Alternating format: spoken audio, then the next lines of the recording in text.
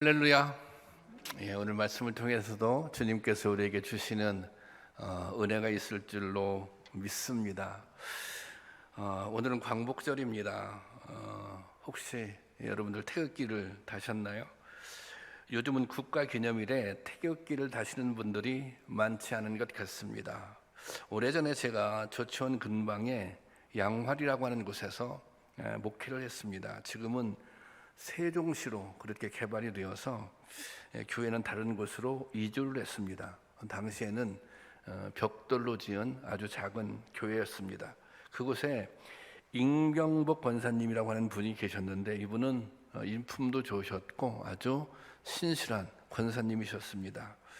남자분이셨는데요. 이분이 8순이 넘으셨는데 이분은 교회 청소하는 것을 사명으로 여기셔서 매일 교회에 나오셔서 화단도 가꾸고 청소도 하고 그렇게 하셨습니다. 또 그 교회 이렇게 울타리를 그런 화단처럼 이렇게 가꾸어 놨거든요. 그래서 이게 화단을 가꾸는 일들이 많았거든요. 그 일을 그 권사님께서 도맡아 하셨습니다. 이 권사님의 또 한 가지 사명으로 여기는 일이 한 가지 있었는데 그것은 교회에 태극기를 다는 일이었습니다. 양화리 교회는 그때만 해도 새벽마다 종을 치는 종탑이 있었는데 왜 그랬는지는 모르지만 종탑 옆에 국기 개양대가 있었습니다. 종탑이 있고 그 옆에 바로 국기 개양대가 있었던 거예요. 국경이 되면 임 권사님은 국기 개양대에 태극기를 꼭 다셨는데 나무로 만들어진 상자에 태극기를 잘 보관해 두었다가 아주 정성껏 그리고 엄숙하게 태극기를 다루셨습니다. 그때 저희 큰아이가 4살쯤 되었는데 국기에 대한 경례를 가르쳐 주셨던 기억이 있습니다. 지금 와서 가만히 생각해 보면 그 노 권사님이 참 애국자였다. 나라를 생각하는 마음이 깊었다. 이제 그런 생각이 듭니다. 오늘은 국가적으로 광복절이지만 교회에서는 광복기념주일과 남북평화 공동기도주일로 지킵니다.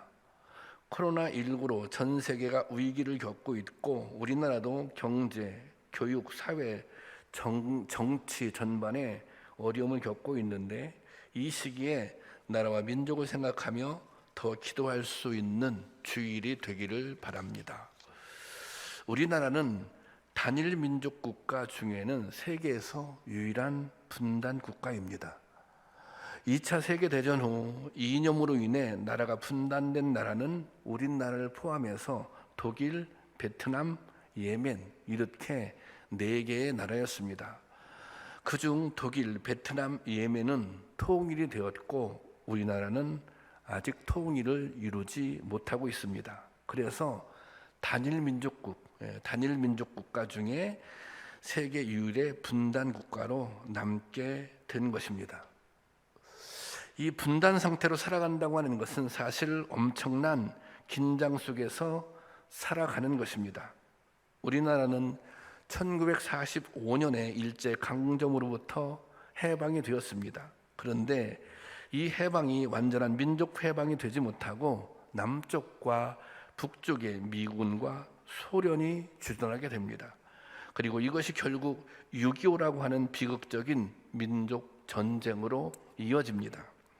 이 전쟁으로 한반도는 우리 민족은 씻을 수 없는 상처를 입습니다. 그런데 더 비극적인 것은 이 전쟁이 종전이 되지 못하고, 종전이라고 하는 것은 전쟁이 끝나는 게 종전이잖아요. 종전이 된 것이 아니라 아직도 휴전 상태로 이어지고 있다고 하는 것입니다. 정전이라고 하는 거죠. 정전이라고 하는 거죠. 그러니까 언제든지 다시 전쟁이 일어날 수 있는 그곳이 사실 우리 대한민국입니다. 지금 우리는 남과 북이 서로 대치하고 대립하며 끊임없이 긴장과 갈등 속에 전쟁의 위협을 안고 살아가고 있습니다. 이것은 우리뿐 아니라 우리 미래 세대에게도 너무 큰 부담이고 공포입니다. 전쟁은 정말 위험한 것입니다. 이 땅에 다시는 전쟁이 일어나서는 안 되는 것입니다. 우리가 반드시 평화 통일을 이루어야 할 이유가 바로 여기에 있습니다.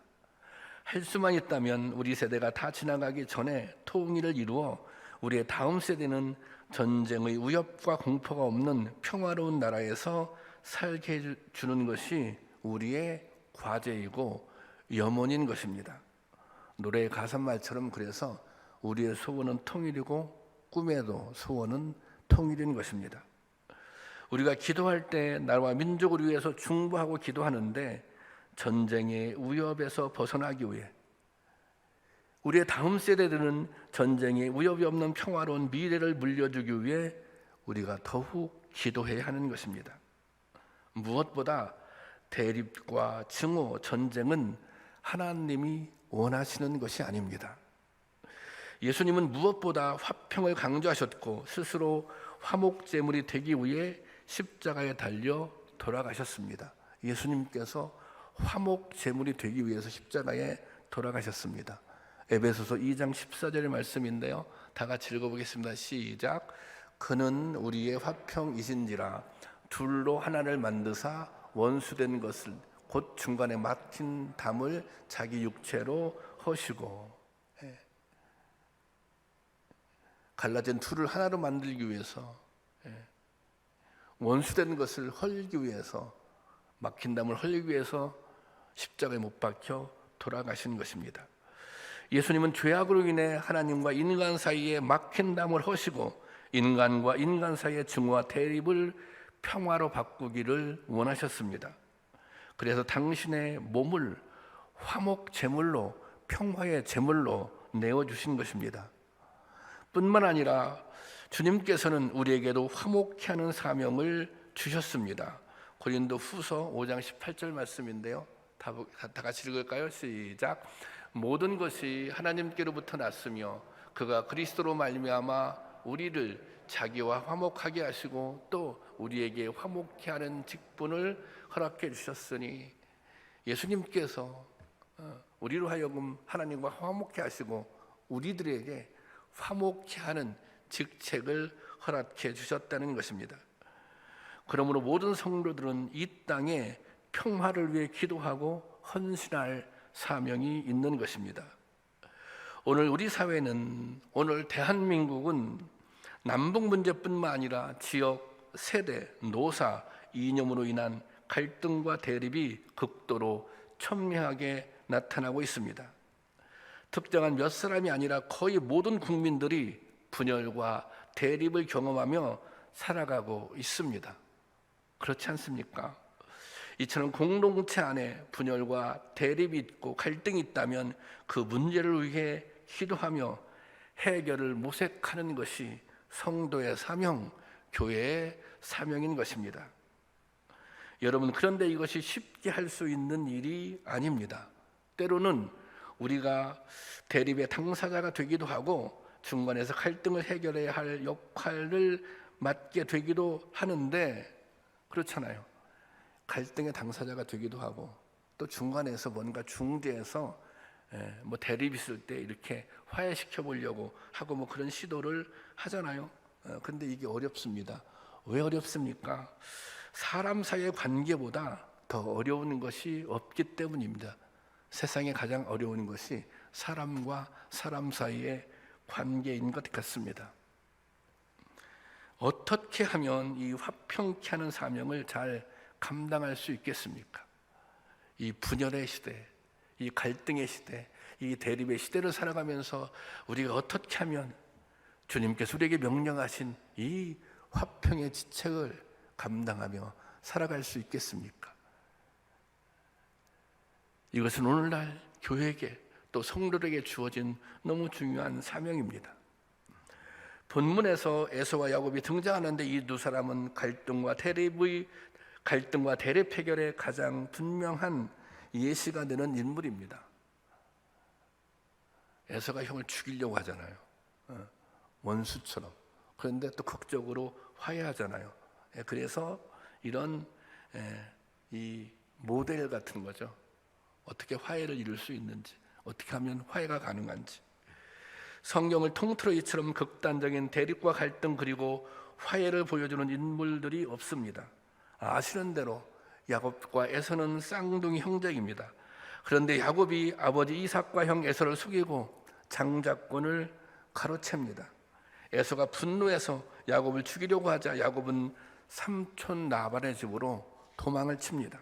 그리고 20년이 지났습니다. 그 사이에 야곱은 라반의 집에 일하며 거부가 되었습니다. 자녀들도 12명이나 두었습니다. 이제 야곱은 다시 고향으로 돌아가기로 결심합니다. 본문은 바로 야곱과 에서가 20년 만에 다시 만나는 장면입니다. 야곱이 20년 만에 고향으로 돌아오는데 그 마음이 무겁습니다. 그 마음이 두렵습니다. 왜냐하면 고향에는 형 에서가 살고 있기 때문입니다. 자기에게 속고 화가 나서 자기를 죽이려 했던 에서가 그 고향에서 기다리고 있기 때문입니다. 게다가 에서가 400명의 군사를 거느리고 마중 나온다고 하니 그 불안은 극도에 달했을 것입니다. 하지만 야곱은 귀향을 포기하지 않습니다. 고향으로 돌아오는 것을 포기하지 않습니다. 형 에서를 만나는 것을 포기하지 않습니다. 그리고 형 에서에게 미리 얘기를 해줍니다. 나 형을 만나러 갈 거예요. 이렇게 위험을 감수하고 자신을 극도로 증오하는 형이 있는 고향으로 돌아오기로 결심한 야곱. 형을 만나면 죽임을 당할 수도 있는데 이처럼 귀향을 왜 강행하고 있는 것일까요? 왜 형을 피하지 않고 만나고자 했던 것일까요? 성경에서 야곱이 왜 꼭 에서를 만나려 했는지 그 이유에 관해 언급하지 않습니다. 그 내용은 기록되어 있지 않습니다. 정황을 살펴볼 때 야곱이 죽음을 가고 에서를 만난 이유를 헤아려 볼 수 있습니다. 왜 그렇게 야곱은 형 에서를 만나려고 했을까? 고향으로 돌아오려고 했을까? 그 이유는 야곱이 에서를 만나고자 했던 이유, 그 이유는 혈육이었기 때문입니다. 형제였기 때문입니다. 피를 나눈 형제가 서로 증오하며 대립하는 것은 하나님 앞에 죄를 짓는 일입니다. 야곱이 하나님의 백성으로 복된 삶을 살기를 원한다면 반드시 에서와 화해를 해야 합니다. 이것이 하나님의 뜻이며 하나님의 백성의 도리입니다. 야곱이 하나님을 나의 하나님으로 고백한다면 형과 화해를 하는 것이 그것이 하나님의 백성된 도리인 것입니다. 우리나라는 오랫동안 남북으로 나뉜 채 대립하며 살아왔습니다. 여기에는 그럴 수밖에 없는 수많은 이유들이 있습니다. 하지만 어떤 경우에도 분단과 대립이 당연한 일이 될 수 없습니다. 어떤 경우에도 분단과 대립이 당연한 현상으로 받아들일 수는 없는 것입니다. 형제는 싸웠더라도 화해해야 하고 갈라졌더라도 다시 만나야 합니다. 형제가 갈라져서 반목하는 것은 하나님 앞에 죄를 짓는 일입니다. 우리가 통일을 소원하며 통일을 위해 힘을 다해야 할 이유가 바로 여기에 있는 것입니다. 그들은 우리의 같은 형제 자매이기 때문입니다. 형제가 화해하고 잘 지내는 것이 하나님의 뜻이기 때문입니다. 더 나아가서 하나님께서는 화해자로 우리를 부르셨기 때문입니다. 이것이 우리 민족이 하나님 앞에 바로 서는 길이며 전쟁의 위협으로부터 벗어나는 길입니다. 화해하는 길이. 교회 공동체 안에서 성도들 간의 관계도 마찬가지입니다. 교회 안에서도 우리가 같은 믿음을 가지고 있지만 분쟁이 있을 수 있습니다. 때로 다툴 수도 있습니다. 여러 가지 관계로 관계가 어그러지고 상처를 받기도 합니다. 하지만 그렇다고 해서 어그러진 관계로 어그러진 채로 살아갈 수는 없는 것입니다. 그렇게 지낼 수는 없는 노릇입니다. 왜냐하면 대립과 반목, 미움과 갈등은 하나님이 기뻐하시는 일이 아니기 때문입니다. 그것은 성도로서, 은혜받은 성도로서 하나님 앞에 도리가 아니기 때문입니다. 사실 저도 목회를 하면서 여러 차례 성도들과 갈등을 경험했습니다.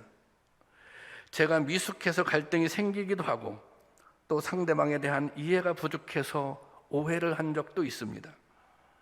저와 갈등을 겪었던 성도님들도 아마 그랬을 것입니다. 그런데 중요한 것은 어떻게 해서든 이 갈등을 해결하기 위해 노력했다는 것입니다. 저는 저의 부족함을 알고 있습니다. 그리고 모든 문제를 해결하는 첫걸음이 자신의 부족함을 인정하는 데서 시작한다는 것도 알고 있습니다. 저는 때로 실수하지만 저의 부족함을 인정하는 목사가 되려고 노력합니다. 여러분이 이러한 저의 노력을 이해하고 인정해 주었기 때문에 제가 이렇게 참기쁨교회 담임 목사로 목회할 수 있는 것입니다. 그래서 우리 교회가 평안한 교회가 된 것입니다. 자신의 부족함을 인정하고 상대방을 좀 더 이해하려고 노력한다면 계속해서 얼굴을 붉히는 일은 없을 것입니다. 여러분, 대립과 갈등 앞에서 우리가 가장 먼저 생각해야 할 것은 우리가 그리스도인이라는 사실입니다. 이것이 너무 중요합니다. 우리가 갈등 앞에서, 대립 앞에서 우리 자신에게 물어야 할 질문, 나는 그리스도인이잖아. 그리스도인이라고 하는 것은 하나님의 무한한 사랑과 은혜를 받은 사람이라는 것을 의미하기 때문입니다. 제가 성도님과 갈등이 생기면 저 자신한테 하는 말이 있어요. 너 목사잖아. 제가 목사라고 하는 정체성에 대한 분명한 답을 얻게 되면 이 갈등이 어떻게 풀어야 할지가 답이 금방 나옵니다. 여러분, 하나님이 우리를 사랑으로 용서해 주시지 않았다면 오늘 우리가 어떻게 하나님의 자녀가 될 수 있었겠습니까? 하나님의 사랑을 깨닫는다면 하나님이 나를 용서한 것처럼 우리도 서로 용납하고 용서하는 것이 당연합니다. 화해할 수 없는 사람은 진정으로 예수를 그리스도라고 믿고 고백하지 않는 사람입니다. 진정한 그리스도인의 자격이 없는 것입니다.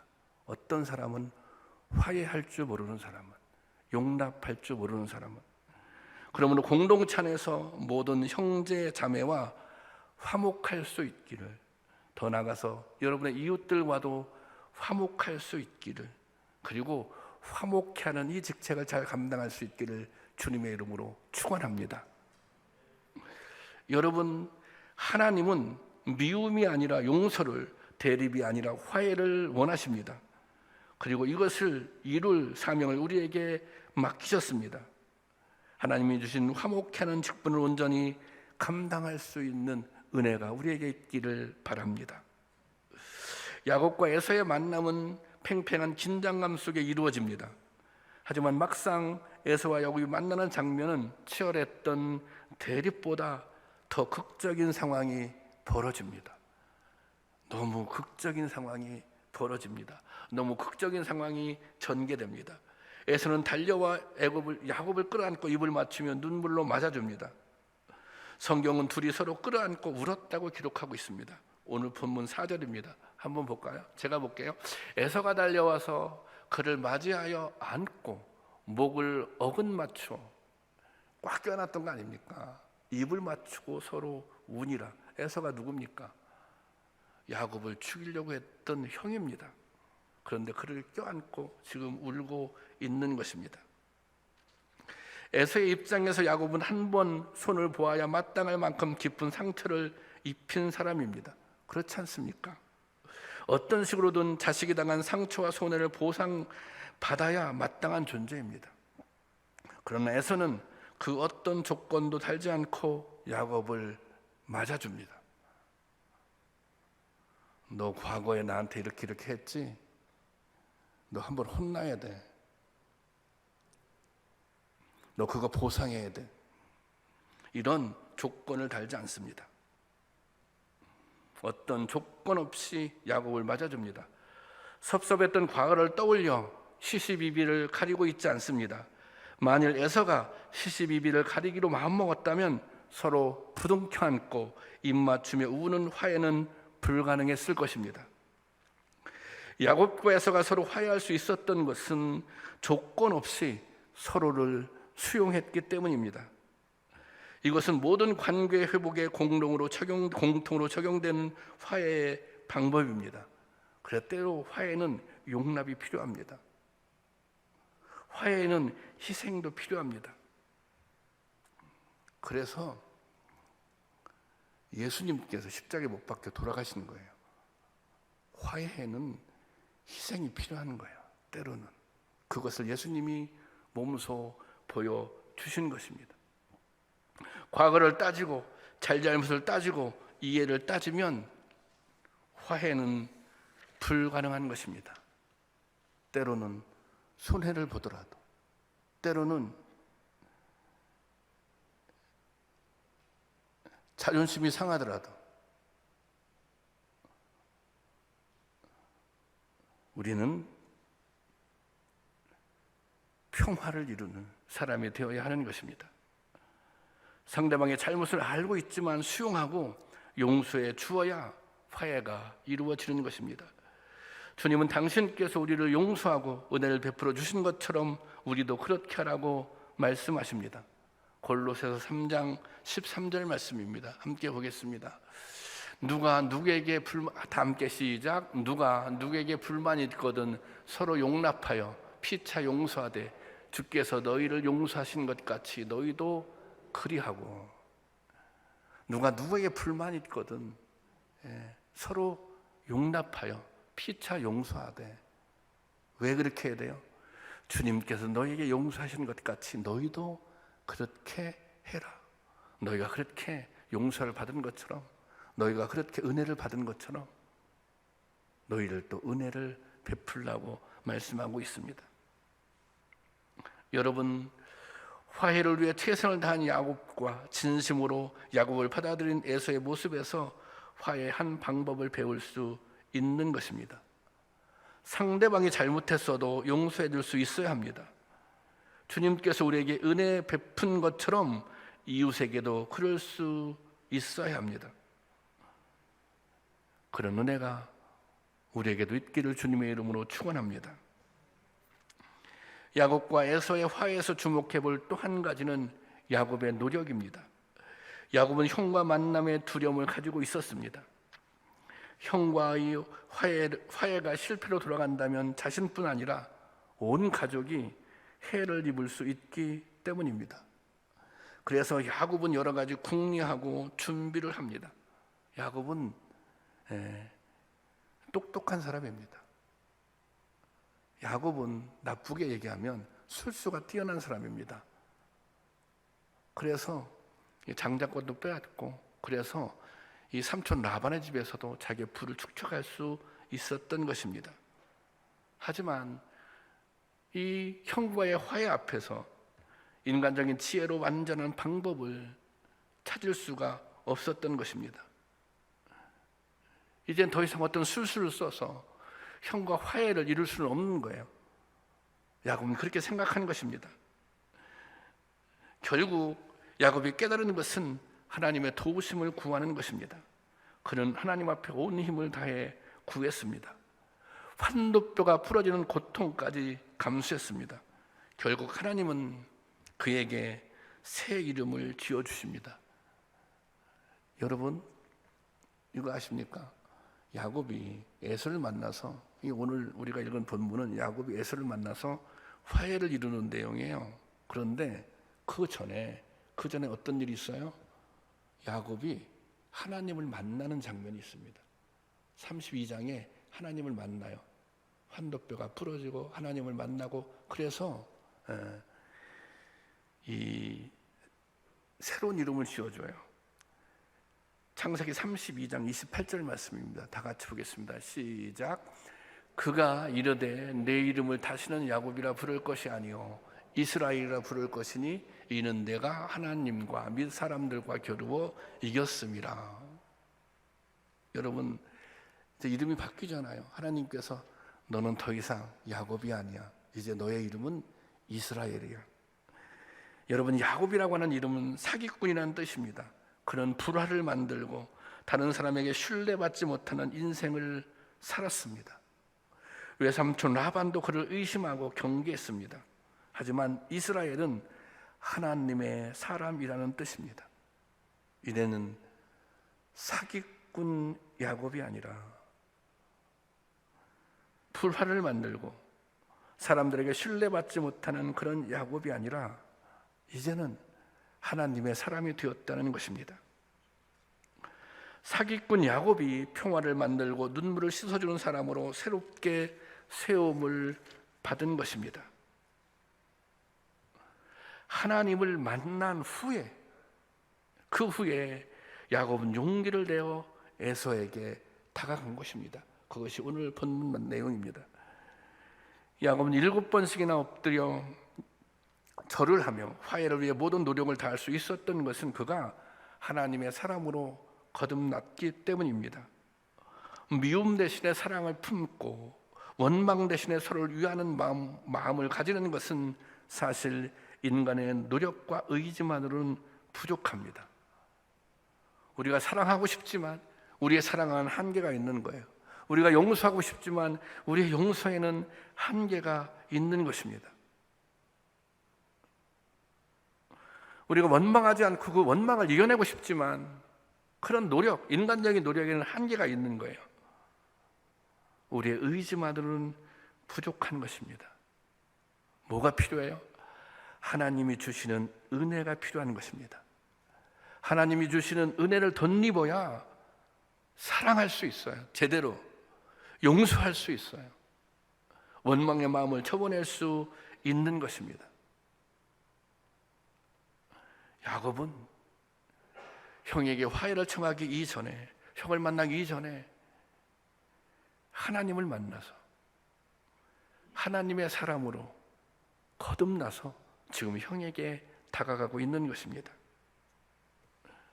여러분, 하나님은 저와 여러분을 이 갈등과 분쟁의 시대에 화해의 도구가 되라고 부르셨습니다. 예수님은 산상수훈에서 화목하게 만드는 사람이야말로 하나님의 아들이라고 인정받게 되리라고 말씀하십니다. 마태복음 5장 9절 말씀입니다. 다 같이 볼까요? 시작. 화평하게 하는 자는 복이 있나니 그들이 하나님의 아들이라 일컬음을 받을 것이며. 화평하는 자가 복이 있는데 그들이 뭐예요? 하나님의 아들이라 일컬음을 받을 것이다. 그렇게 말씀하고 있어요. 이것은 우리들이 감당해야 할 사명이 얼마나 절대적인 지상 명령인가를 깨우쳐주는 말씀입니다. 어떻게 하면 이 사명을 잘 감당할 수 있습니까?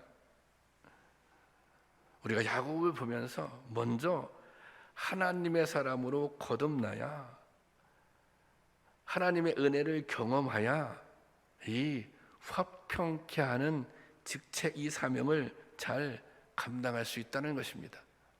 다른 말로 은혜가 있어야 화평을 만드는 사람으로 살아갈 수 있다는 거예요. 야곱도 탐욕스럽고 이기적인 인간이었지만 하나님을 만남으로 이스라엘이라는 새로운 인간으로 거듭나지 않았습니까? 우리도 그런 은혜의 체험이 필요합니다.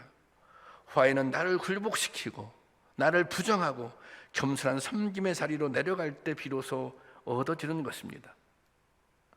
나를 굴복하고 나를 부정하고 겸손한 섬김의 자리로 내려갈 때 화해를 이루어낼 수 있는 것입니다.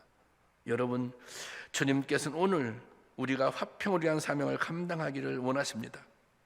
하나님께서 저와 여러분을 도구로 삼아 화해의 새 역사를 이룰 것입니다.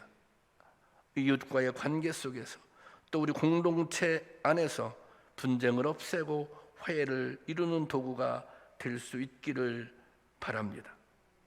이 분열의 시대, 이 분쟁의 시대를 살아가면서 그리스도의 은혜를 경험한 우리들이 화평을 만드는 도구가 될 수 있기를 바랍니다. 물론 이 일이 쉽지 않겠지만 우리가 그렇게 살려고 마음먹는다면 하나님께서 반드시 함께 하실 것입니다. 남북이 화해를 이루고 평화 통일을 이루는 것은 결코 쉬운 일이 아닙니다. 그동안 우리가 경험을 통해서 알 수 있지 않습니까? 정말 하나님의 도우심이 필요한 일입니다. 우리가 이 일을 위해 끊임없이, 그래서 우리가 이 일을 위해 끊임없이 기도해야 하는 것입니다. 바라기는 저와 여러분이 화목에, 화평에 도구로 쓰임받게 되기를 주님의 이름으로 간절히 축원합니다.